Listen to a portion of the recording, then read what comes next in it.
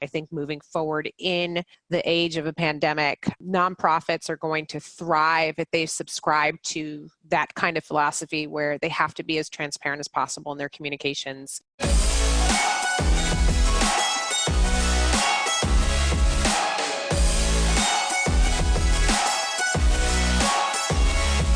Welcome to the Nonprofit Fundraising Exchange, a podcast from IPM Advancement. Our mission is to help you raise more money so you can make the world a better place. Today's topic is annual giving dead?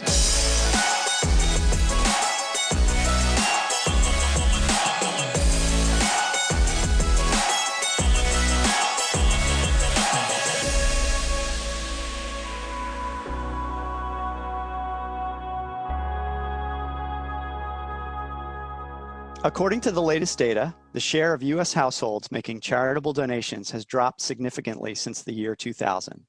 As a result, many nonprofits are scrambling to retool the more traditional elements of their annual giving programs, or are abandoning them entirely. In our podcast episode today, we'll look at the state of annual giving and what nonprofits can do to sustain and grow their annual fund. We'll also frame things in the context of the COVID-19 pandemic, which has certainly brought up some new questions for nonprofits. Let's meet our panel. Hello, this is Jack Padovano. I'm president and owner of IPM Advancement. I'm Russ Vanoff, IPM's managing director and chief strategist. And I'm Diana Gardner. I'm IPM Advancement's vice president of client development. And I'm Rich Frazier, senior consultant with IPM Advancement. And I'm Curtis Schmidt, your moderator. Thank you all for being here today. Before we get started, let's address what's going on in the world to give context to this conversation. Right now, as we're recording this, most areas of the United States, and the entire world for that matter, are taking measures to contain the spread of the coronavirus, COVID-19. Many schools and businesses are closed. The stock market has seen one of its biggest drops ever. And analysts predict that unemployment claims will be at historic highs over the next several weeks. How does what's happening set the stage for our conversation today about annual giving? So Curtis, I think what we're going to try to answer in this conversation is whether we think annual giving is dead. And given what's happening in the world right now, the takeaway for, I think, most of us is that it's not. And it's really an opportunity for organizations to use annual giving in the way that it was intended to be used. It's not just about asking for money. It's about communicating with your donors and really building on that relationship and really doubling down on your value proposition with people. Over the past week, a lot of us here at IPM, we've been on phone calls and conference calls and webinars and video conferences with our clients, with other consultants, with other nonprofit professionals around the country, trying to figure out, okay, how do we navigate through this COVID-19 thing, right? Because none of us have a handbook for this. Historically, what we have seen through other disasters like 9/11, the dot-com bust, tsunamis and earthquakes, is that those organizations that push forward and maintain their fundraising course are the ones who come out the other side most successful, right? So I think that's probably the biggest takeaway here is that we don't stop fundraising. We have to continue on. We have to be sensitive to the messaging, right? We have to read the room, be aware of what's around us, and acknowledge how it's impacting our mission. But we can't stop the fundraising or the communication. I would agree with that. I would say that based on all the calls that I've had this week with clients, the strongest piece of advice that I can give them, and based on best practices and institutionally what the nonprofit sector is saying is, don't take your foot off the gas, double down. It's scary. You're looking at budgets in terms of where the cuts need to be for the resources that you currently maintain.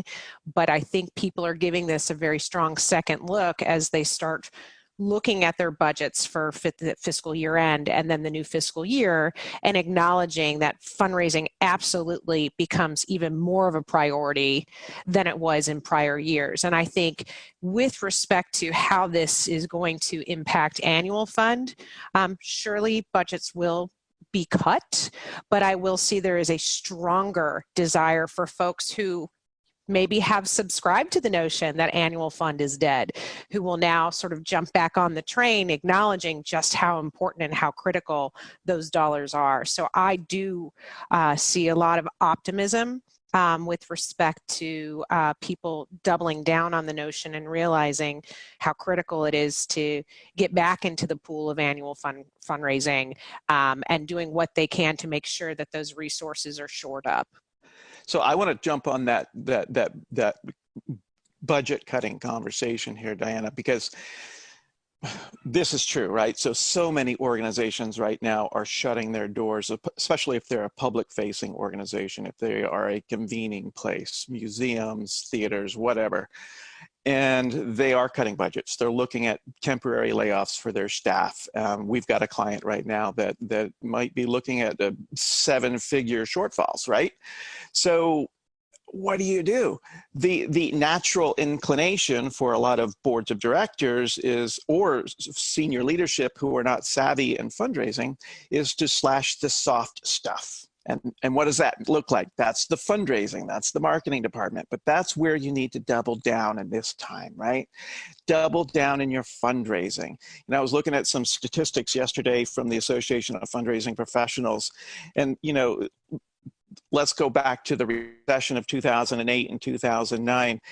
Giving from donors to their favorite organizations, it remained fairly steady in that time. It may have dropped a little bit, maybe 4 to 8% in that time, but historically, giving remains fairly steady as long as your requests and your messaging remains steady.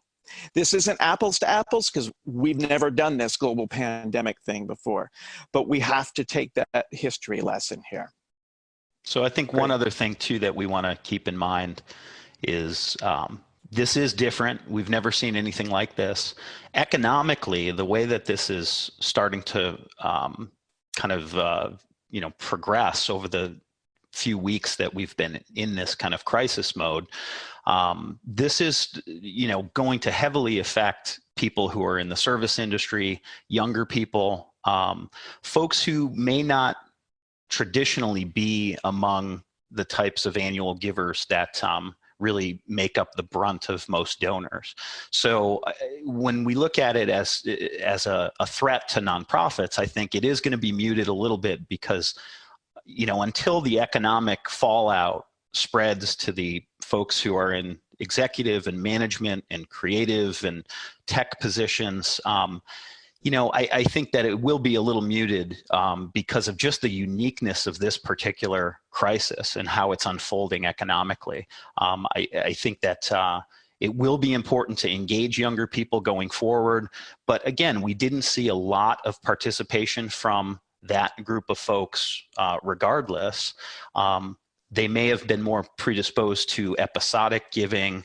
They're not what I'd consider traditional annual donors. And so that is also another factor to consider as you're looking at your program. Your audience probably won't change that much. So it is important to continue to message to them, and especially over the next several months, while this is still in a crisis mode. It's really, really important to be connecting with your donors and emphasizing that value proposition that you offer them. So given that this new context, the COVID-19 pandemic, will surely inform the advice that we are giving nonprofits today, let's, for a moment, look at this question of, is annual giving dead? So I want to ask you guys, what do you think has been happening over the last couple decades that may have led some organizations to make that conclusion? I think people are starting to, or have previously. I don't think that's true anymore, to be totally honest with you. And that was even prior to COVID-19. I do think in the past that people thought annual giving was dead because they felt like they were wasting their dollars and not seeing quick ROI, the kind of ROI that they would potentially see with individual giving on a larger scale, sort of major donor giving. I also think that people lost the patience of investing in prospecting and pulled the plug. The challenge with that is when you stop prospecting for new donors because you're not seeing that immediate ROI. And remember, when you're prospecting for new donors, it takes at least 18 months to start to sort of flip them and going from red to black.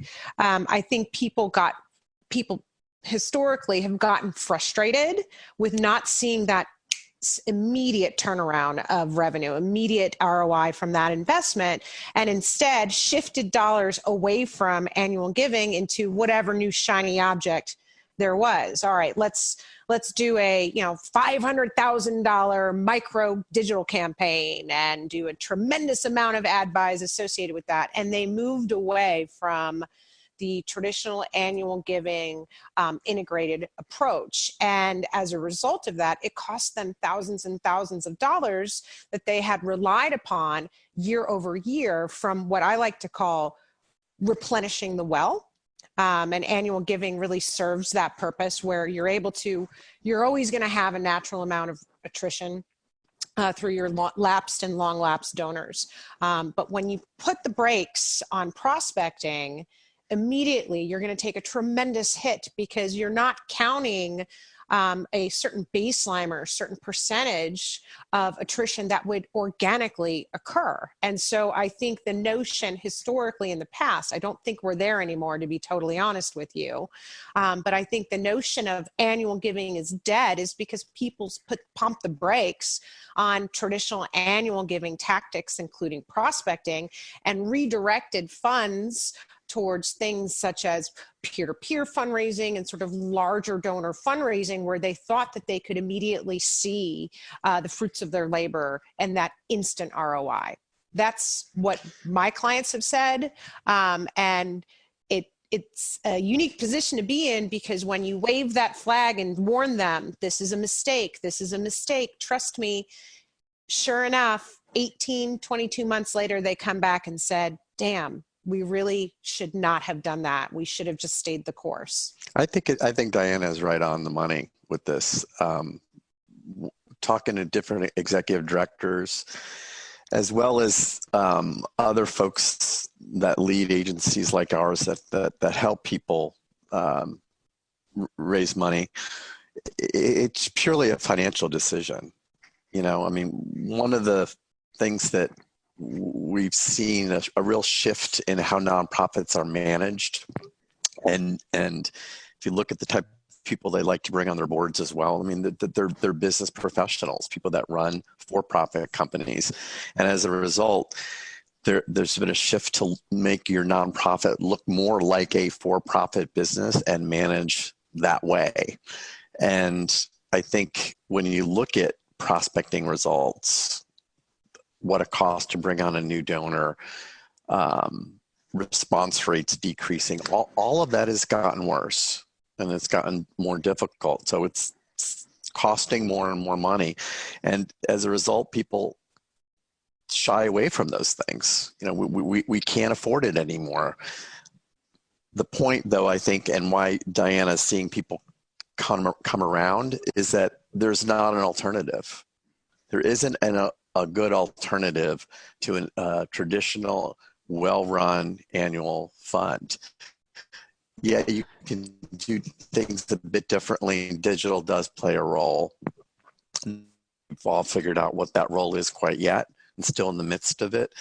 But going back to looking at strengthening all the things that I think we're going to be talking about what what people can do around messaging and reducing costs and all that stuff, it is important. So my point is, I think it's, Curtis, to answer your question directly, I think it's purely a financial decision of why people pulling back.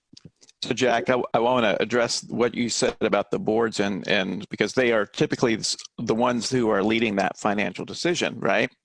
So I think there's an opportunity for executive directors and directors of development to start feeding the right information to boards of directors, right, and the right benchmark reports, because fundraising is not in itself is not a predictive activity. We can't predict how much money is going to come in the door, or how many donors we're going to have. And so that's why on our benchmark reports, we have to start providing those predictive measures. Here's the number of pieces that we're sending out. Here's how many times per year we're doing this.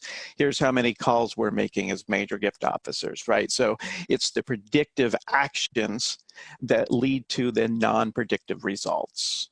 Yeah, and I think the other thing too to consider is that there is a lot of pressure on organizations to kind of respond to, what's their version of the ice bucket challenge. I think episodic giving has really changed annual giving, and the expectation that every organization is going to be able to have their own version of the ice bucket challenge puts a lot of pressure on nonprofits to come up with something, and that's really against the traditional kind of approach for annual giving. I mean, annual giving is, a lot of it is about just being consistent, having consistent drop dates year after year, being dependable, being a really good source of information.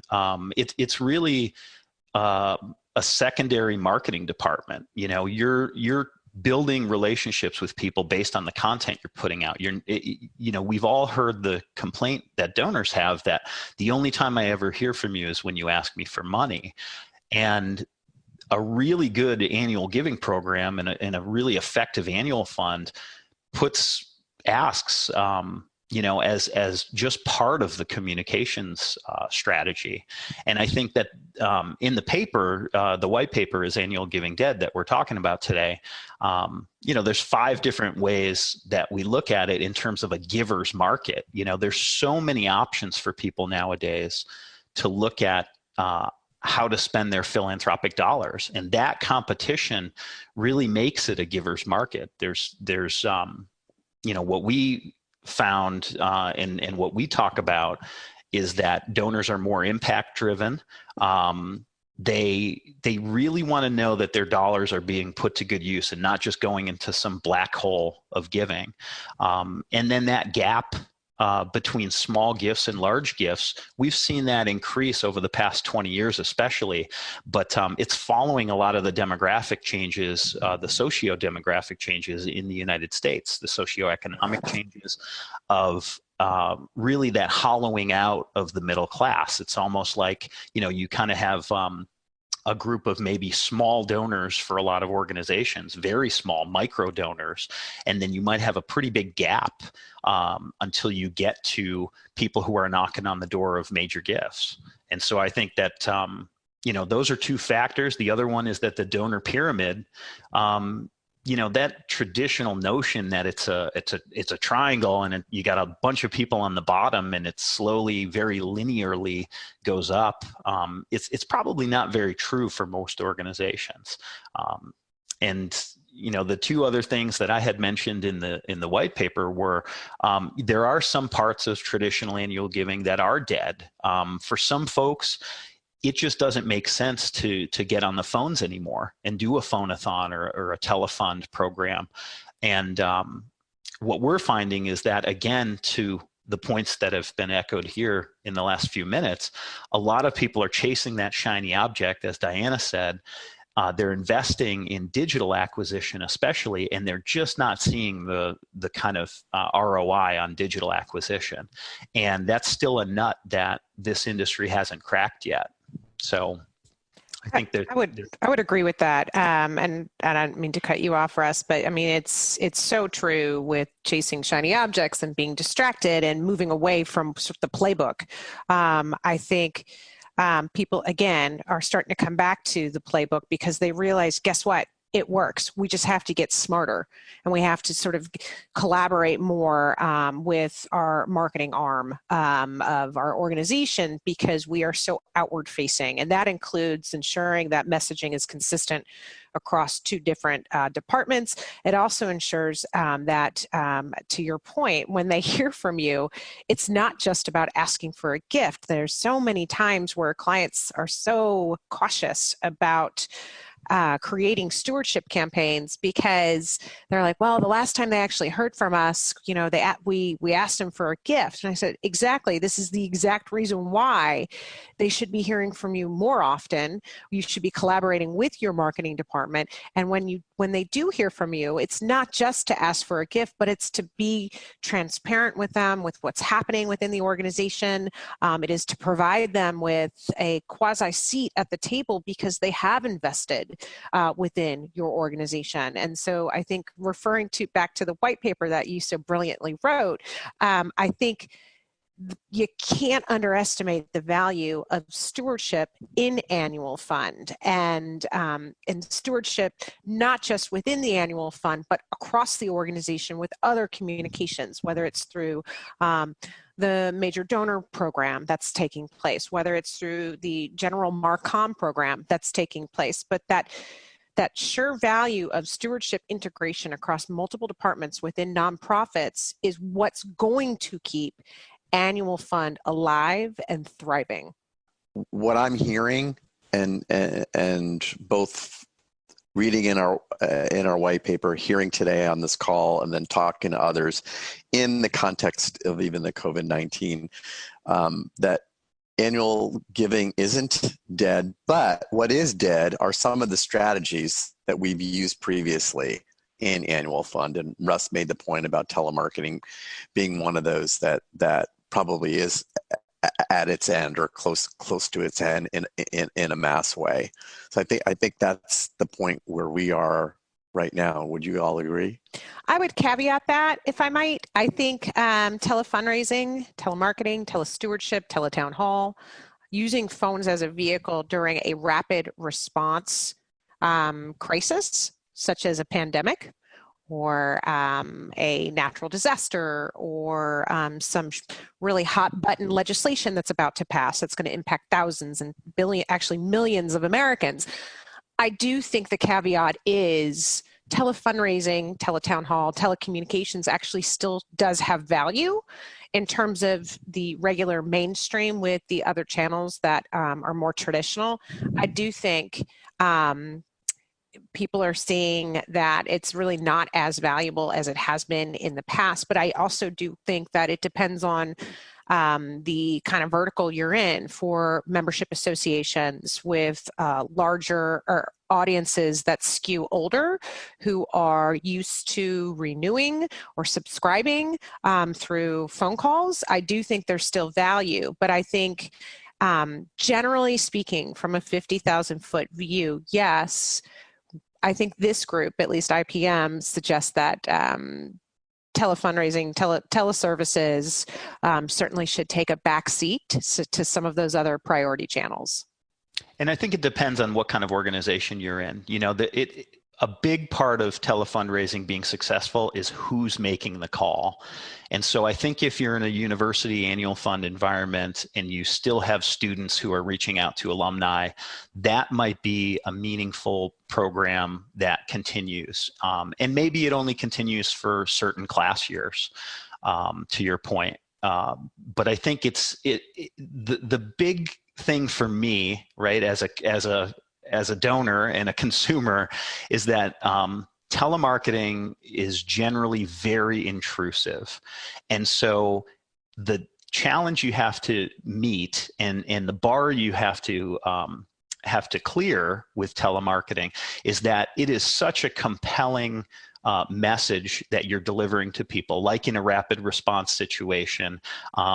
As long as it's timely, relevant, and compelling, then I think you begin to clear that bar. And if you have the right person on the other line, delivering that message, then it becomes, you make your way toward viability in terms of using it as a solicitation method.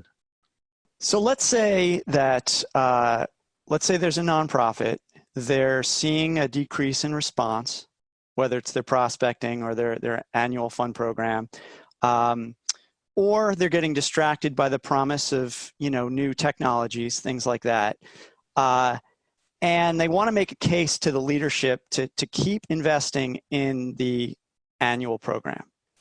How do they make that case? Like, are there metrics they can be looking at or tracking that they're not tracking? Like, what's going to show them that there's still value here? So I think one of the things that we do is we really encourage people to look at the entire program as an integrated fundraising effort. That's really, really important, because nowadays you might send out a direct mail appeal and drive people online to make their gift and fulfill their gift on the web. So that immediately, you might not necessarily see the numbers come back on that mailing and can calculate a very, direct ROI. You have to broaden your view to the whole program. And I think that also, that kind of thinking, you can also apply that thinking to the fact that, an appeal can't just be about asking people for money. It has to be about stewardship. It has to be about informing people. It has to be about delivering value and reinforcing whatever your donor value proposition is.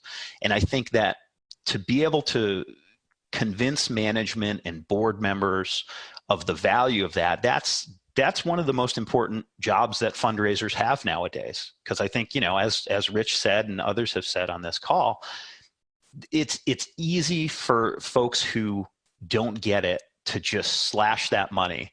And once you slash, just as one example, once you slash acquisition, it creates a system where you're just going to, the way that the system works is you will see contraction in your donor file over time. You have to replace lost donors over time. And you do that by adding new donors and optimizing your donor retention strategy. So I think, again, it's just convincing those people with your data, with industry data, and frankly, with the help of consultants that you engage, because we know how to message to leadership about the importance of certain programs. And we can do it in a way that bolsters your argument internally and maybe gives you a little bit more of a leg to stand on in making the case to those stakeholders who are really controlling what your budget is as an annual fundraiser. I would agree with that. I would also add, one of the tools that I use in my arsenal is when people are on the fence of pulling the plug is, all right, let's quickly and touch base and let's start looking at lifetime value. Let's start looking at your current file and seeing what happens if you stop today versus where you would be in 3, 5, 10 years from now. And I think those metrics really sort of shock them and say, whoa, I didn't realize how much bleeding or how we would be bleeding out. And if you show them the sort of like the loss of revenue in those scenarios, then it really starts to sink in like, okay, we're not going to put the brakes on, we're going to keep going. I think that's a really good metric for our clients. Great. So let's get into some concrete advice here. What aspects of an annual giving program should a nonprofit invest in? Given they have limited resources, where should they be putting those resources? I'm going to lay out what we discussed in the white paper, and then we can expand on that, add some additional ideas. But, the 3 things that we talked about are, number 1, messaging still matters. So good fundraising messaging drives engagement. And that's been true, since the beginning. And I think that if you can generate a great story, if you take the time and you put the resources into collecting stories, building relationships that are really meaningful, and getting that content that you need in terms of photographs, in terms of personal stories, getting that content together so that when you need to deploy it, you've already got the approvals, you've got a good set of resources that you can go out with. I think that is key. So the messaging part of it, number 1, and having a donor-centric mindset is also really important, because donor impact is driving a lot of giving decisions. So your folks that you've engaged, they believe in your organization at some level, and I think the trick is to optimize that donor value proposition. That's especially important right now with COVID-19 and the pandemic. I think that this experience for a lot of people is going to, especially for folks who are engaged with organizations that are, maybe theaters and orchestras and places, as Rich had pointed out earlier, that are really dependent on audience engagement. Your donor value proposition can't falter during this period. And you have to double down on that and just remind people why it's so important that they continue to engage with you and give them good reasons to do that. And then I think the third thing is that, planning still matters. You might deploy in different ways compared to what your organization did maybe 10 or 15 years ago, but consistency still matters. And, your ability to get in front of people on a regular basis, have a really good, diverse message that covers not only asking, but also thanking and informing and connecting with people. Being able to get that message out to people on a regular basis through multiple ways of communicating is also super important. And all three of those things aren't going to change going forward. I would agree. I just wanted to add one more thing, because what you said really resonated with me. Before COVID-19, after especially, is that transparency. Transparency is a big trend that has always been, sort of surging more and more and more year after year of what donors value most when they give to an organization. They really, really value transparency and communication, holding nonprofits accountable.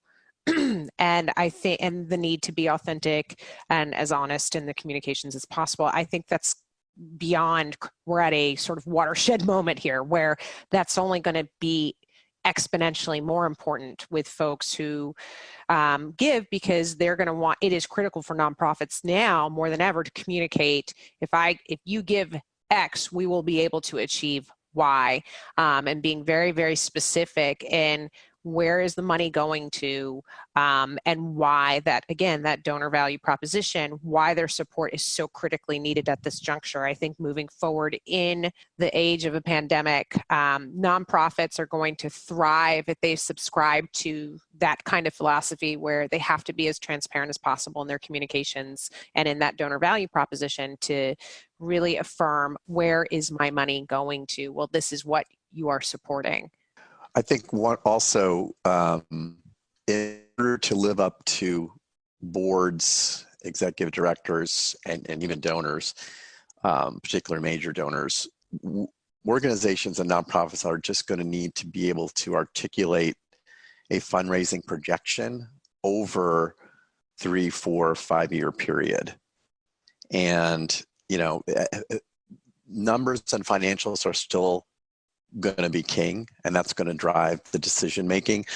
So, to answer your question directly, Curtis, what I think it's going to take is a smart 5-year fundraising projection, and that something like that requires a bit of art, but a whole heck of a lot of science, and also where the organization is in terms of its growth, whether it's just starting out or whether they've been around for 5 years or 20 years. And one of the things that we've helped both our current clients do and prospective clients is develop those fundraising projections. And each one is different, but the tool is basically the same.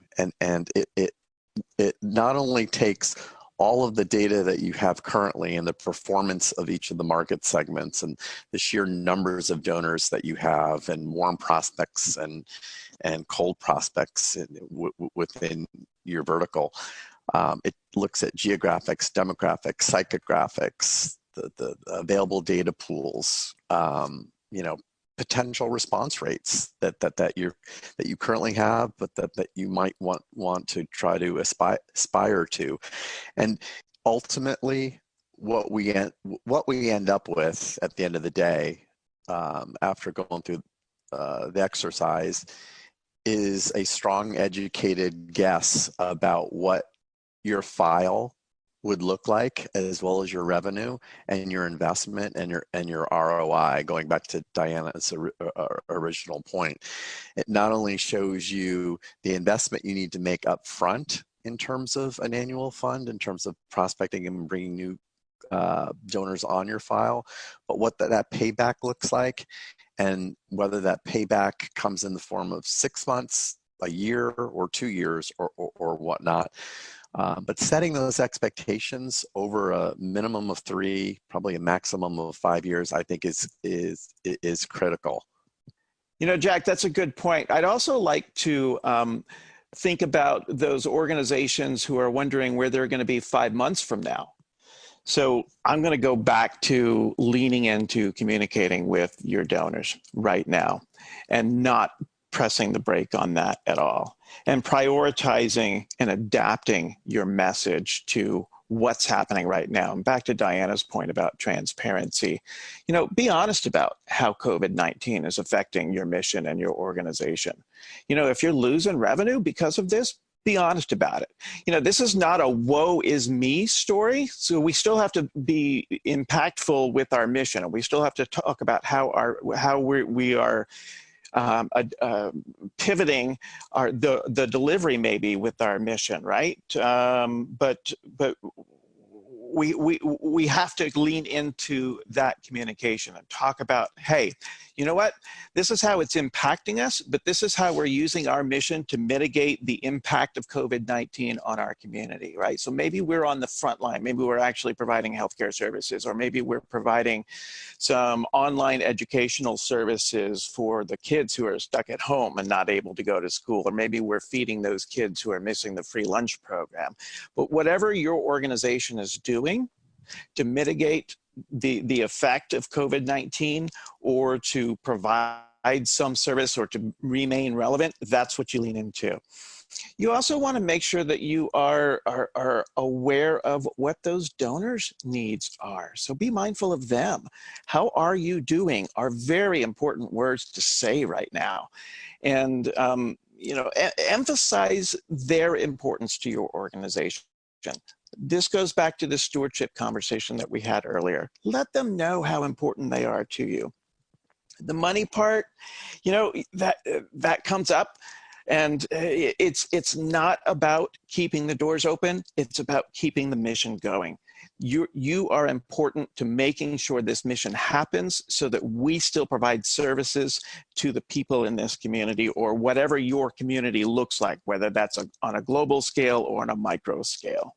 Rich, I think that's a great point that you made about keeping the focus on the donors. Specifically, that question of how are you in this pandemic, this time of uncertainty? So in that spirit, and I'm asking this question to the whole panel, in that spirit, what would you like to say, or what would we like to say as an organization to people who might be listening right now, who are feeling concerned and wondering how are they going to keep their mission moving forward? I do think it's important for our listeners to understand that we remain optimistic, that it's going to be bumpy over these next several months, but we remain optimistic in that if you stick with what you know, and you sort of fine tune the aspects of what you know, you go stronger on stewardship, stronger on transparency, stay away from shiny objects, stay the course, we will rise. And I want to make sure that that message is conveyed in some way of this conversation, because I think it's so important for nonprofits to hear. Thank you. I agree. That's a very important message for organizations to hear and individuals to hear as well right now. So then let's summarize. Let's go around the table and let's hear from each of you. Is annual giving dead? Diana. I think this panel understands how I feel about this, as I indicated at the top of the call. Absolutely not. Annual giving is not dead. More and more organizations are starting to realize that it's not dead. And I think in this new landscape with the pandemic, I think it becomes 20 million times more important than it ever was. I think people are going to be doubling down. So no, not dead. Rich, your thoughts? News of my demise has been greatly exaggerated. We absolutely have to double down, especially now. Lean into it. You have to communicate with your donors. Do not press pause on your annual giving. Jack? Annual giving is not dead. There may be some pieces of your strategy that are on life support and need some resuscitation and tender loving care. Attend to those. and you'll be fine. And Russ. Annual giving is not dead. It may be that annual giving's arm has fallen off, or perhaps annual giving maybe needs an operation, but it's not dead.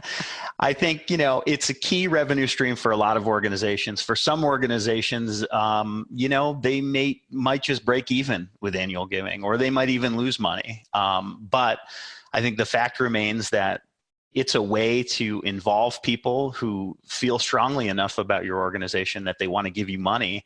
And if you cultivate those relationships over time, then those people could be your next leadership and major gifts and planned giving donors. And, annual giving isn't just, again, about asking for money. It's also about really delivering a value proposition for your organization to people. And so absolutely not dead. It's changing. So new technologies have changed the way that donors behave and interact. Episodic giving is up. There's a lot of social pressure on organizations to find that next big shiny object or have the next big ice bucket challenge campaign. And donor loyalty is down for a lot of reasons. But number one, there's a lot of competition out there and donors are very choosy. So there's a lot of challenges, but none of those challenges are things that can't be overcome for organizations. That wraps up our conversation on annual giving. Thanks to the panel for sharing their insights and expertise. If you like this episode, please subscribe and leave a review in iTunes. And if you'd like to learn more on this subject, you can get your free copy of our white paper, Is Annual Giving Dead?, in the Learn section of the IPM website. That address is ipmadvancement.com/learn. Thanks for listening, and we'll see you next time.